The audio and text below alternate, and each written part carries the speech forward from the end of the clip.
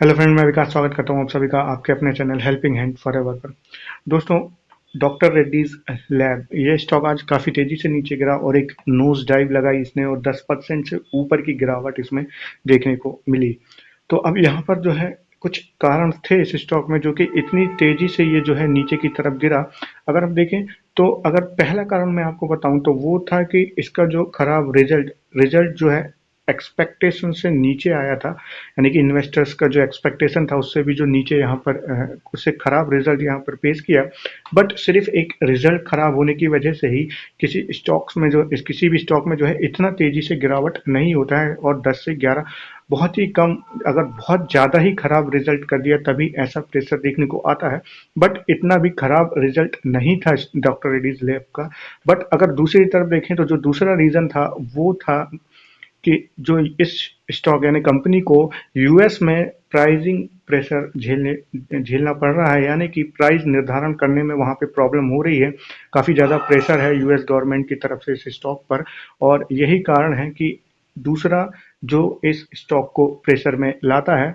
और जो तीसरा और सबसे बड़ा कारण है जिसके कारण इस स्टॉक में आज सबसे ज़्यादा गिरावट हुई और किसी भी इन्वेस्टर्स के लिए ये एक जो है रेड फ्लैग कहा जा सकता है। इवन जो बहुत ज़्यादा पसंद भी करते हैं डॉक्टर रेड्डीज लैब को वो भी नहीं चाहेंगे इस चीज़ को इग्नोर करना।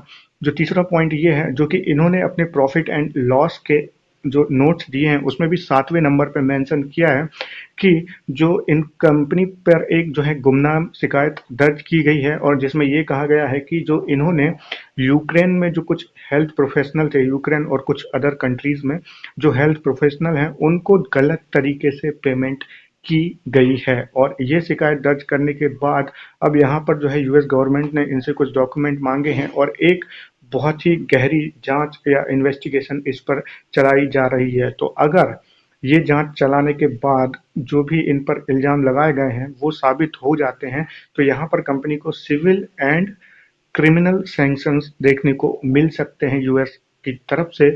और ये एक बहुत भारी झटका होगा। हालांकि कंपनी अभी इसी जो इन्वेस्टिगेशन प्रोसेस है उसमें पूरी तरह से जो है जो भी डिमांड है वो दे रही है। इन्होंने डॉक्यूमेंट्स भी देने जा रहे हैं तो जो भी प्रोसेस होगी उसमें साथ देगी पूरी तरह से। बट यहाँ पर अब ये जो है एक पूरा खतरे की घंटी है और इसकी वजह से अब स्टॉक हो सकता है काफ़ी लंबे समय तक जो है एक प्रेशर में रहे। तो आगे देखेंगे कि इस इन्वेस्टिगेशन का क्या जो है निकल कर आता है अंत में। और अगर क्लीन चिट मिलती है तो कोई बात नहीं, बट अगर यहाँ पर जो इन पर इल्ज़ाम लगाए गए हैं वो साबित हो जाते हैं तो फिर कंपनी को बहुत बड़ा झटका लग सकता है। तो ये था दोस्तों जानकारी जो डॉक्टर रेड्डीज लैब का स्टॉक नीचे गिरा। तो आशा करता हूँ आपको ये वीडियो पसंद आया होगा। प्लीज़ लाइक कीजिए मेरे वीडियो को, सब्सक्राइब कीजिए मेरे चैनल को। Thank you.